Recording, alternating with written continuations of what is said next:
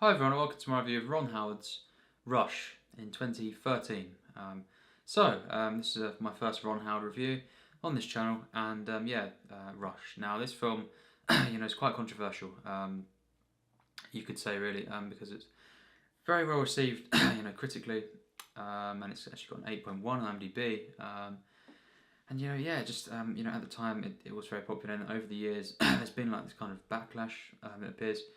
And all I've really heard, about the film is a lot of people saying it's overrated and stuff like this, which I never usually dwell on too much. But it's not. There's a lot of lists that say that it's just not a good film and stuff. And basically went in. Ron Howard. I've seen parts of Willow, and I absolutely detest that. From what I've seen, it's just awful, just not good. But I have seen A Beautiful Mind. Now that film, is truly wonderful. I think it's one of my favourite films actually. A stunning film, and absolutely flawless. So Ron Howard, really, that's what I've seen of him. I've not seen Apollo 13. Really, I've just seen bits of it, and that doesn't really grab me from what I've seen. I don't know what that'll be like when I watch it all. But yeah, Ron Howard, I've also actually seen the 8 Days a Week documentary. But in terms of films, they're the only ones I've seen, ones I've said. So Rush, yes, it was interesting to go in and watch this. I just didn't really know what to expect. I was quite prepared for it to be not a good film, and I basically went in and just watched it.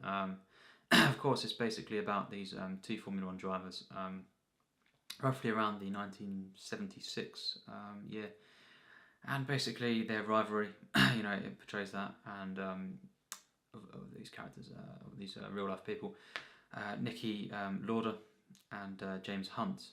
Now, played by Chris Hemsworth, and then Daniel Brühl plays Nicky Lauda, and basically it's about their rivalry, and as well halfway through the film, which I didn't expect, because I never didn't really read into this, and I'm not well versed in Formula One really at all. It's not a sport that really I like too much at all. But as always, if it's a great there's a great filmmaker who makes a film as he should, it does not matter what sport or anything it's about. I can always be invested, and that's what it should be. And obviously, it shouldn't just focus on the sport. And this film did, it didn't do that. But yes, basically, I went in, and I just watched it, and basically it's about that, and it's halfway through the film, as I was saying, there's basically something happens, an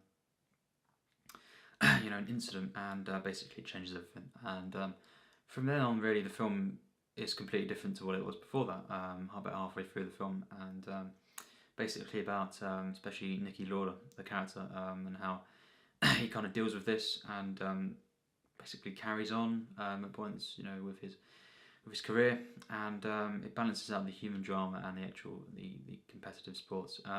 So basically, I wasn't too impressed with the first half an hour of the film. I was thinking at that point, it seems like I agree with people who kind of say it's not that great.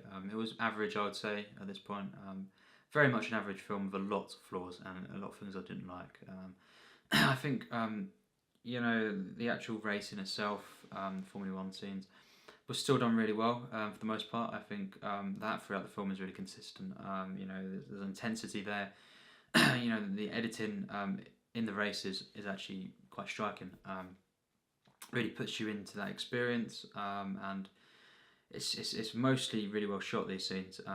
Cinematography alone throughout the whole film is a mixed bag at times. Other times it's really really good actually, especially in the second half. But other times it does look like I've heard people say it looks a bit Michael Bay-esque. I would kind of agree with that. It does at times. Just I didn't care for them parts. But then the rest of the film, basically it has a different colour tone. Everything. There's bits where it really does look very gritty, and it has a real depth to the cinematography, and there is times where the editing really is quite something.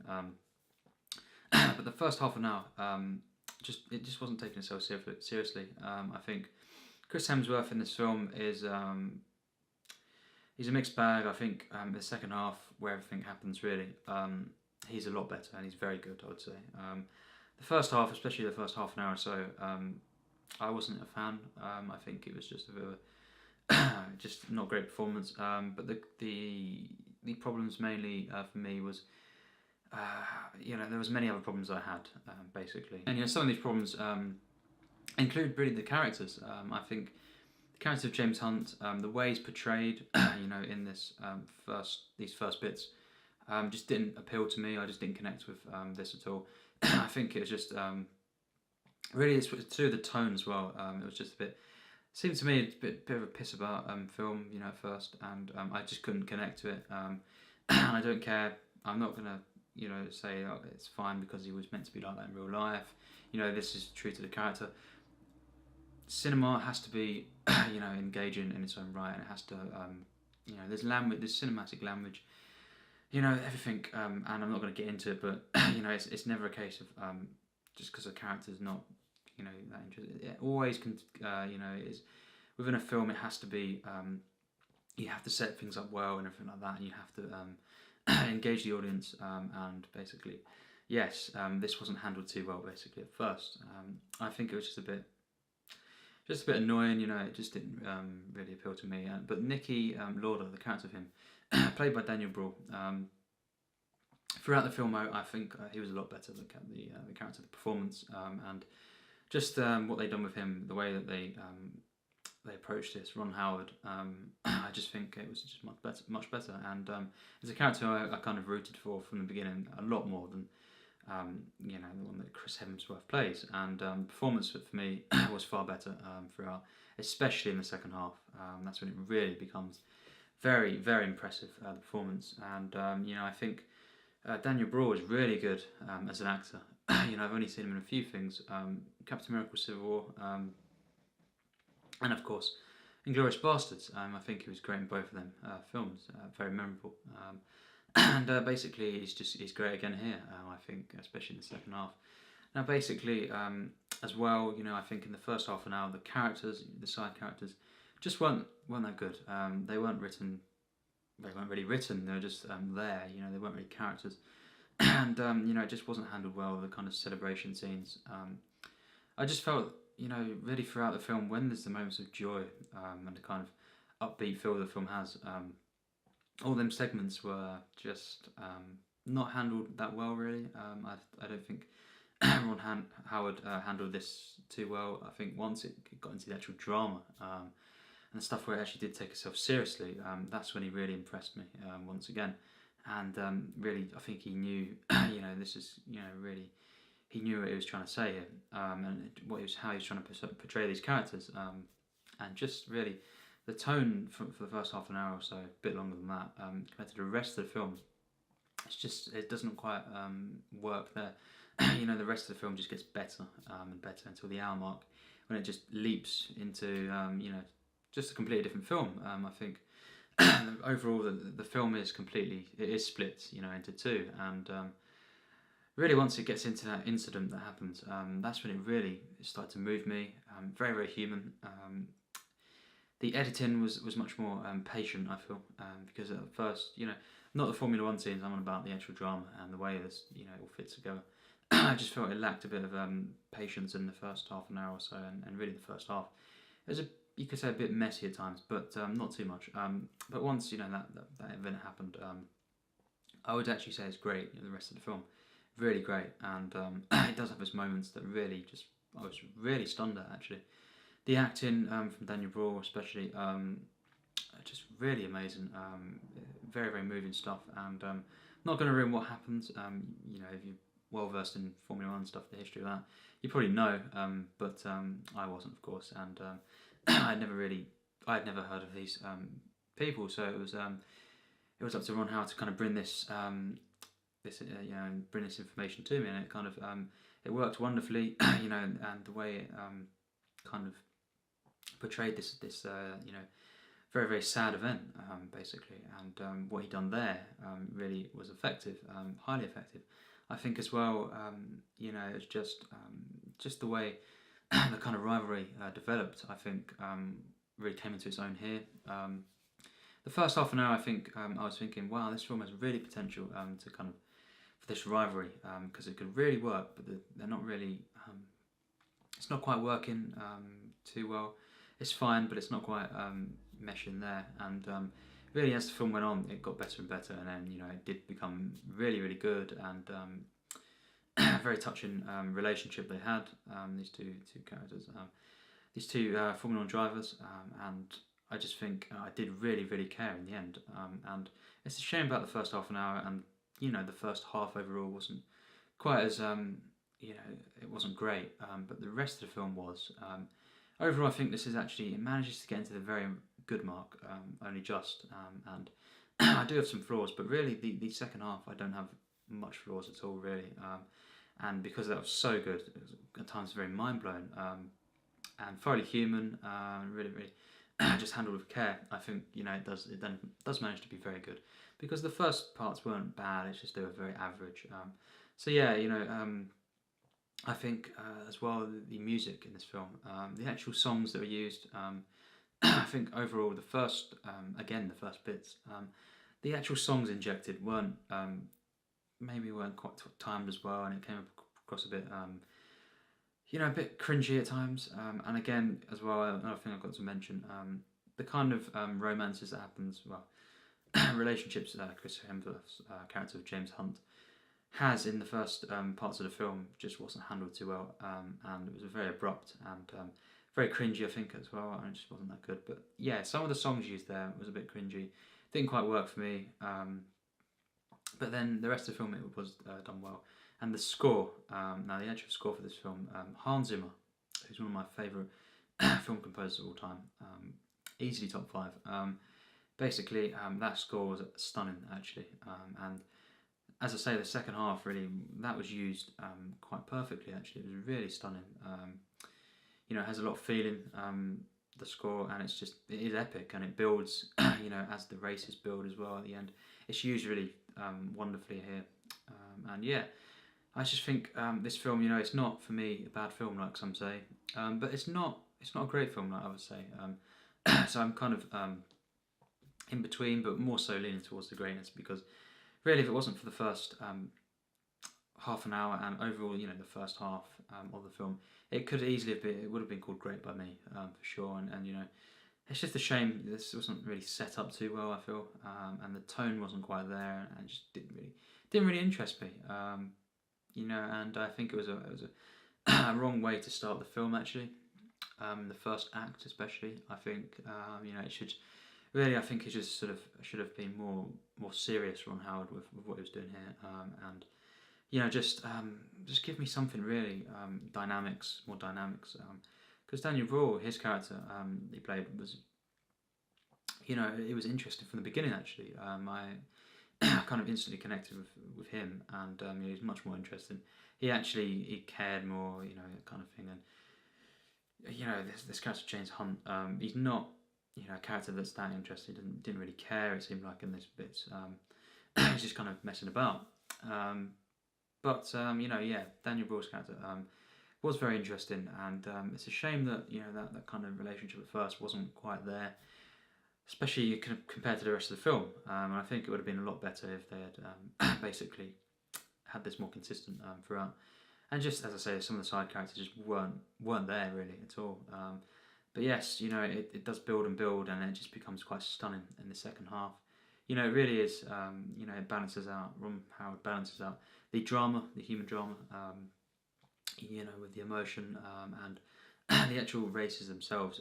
Once again, very intense. Really put you in the experience there, and the mixture, the blend between the drama and the actual action. It's quite stunning, I think, and the score as well kicks in more then. And it just becomes a much better film, one that I actually really cared for, because I wasn't too interested at first. It was fine, I liked it in a way, but it wasn't that impressive. But it really came into its own, and yeah, just the final act as well. There's one bit, really, just one bit, And just one of my only flaws of the second half actually is just this montage near the end, with Chris Hemsworth again. Basically just a bit off tone and weird, a bit bizarre. I don't know why they put that in there, but yeah, that was the only bit. But the actual ending was very, very good, and they used, of course, real footage, which sometimes for me can detract, can take you out. But it was really good because Daniel Brühl had like a voiceover over the actual real people, and then you actually it connected in that sense. It merged the cinema and the actual real, and it's because it can sometimes be abrupt when someone just puts in real footage right at the end and have it all just that. It can detract from the actual film, and vice versa kind of thing. It can sometimes be a bit lazy the way they do that.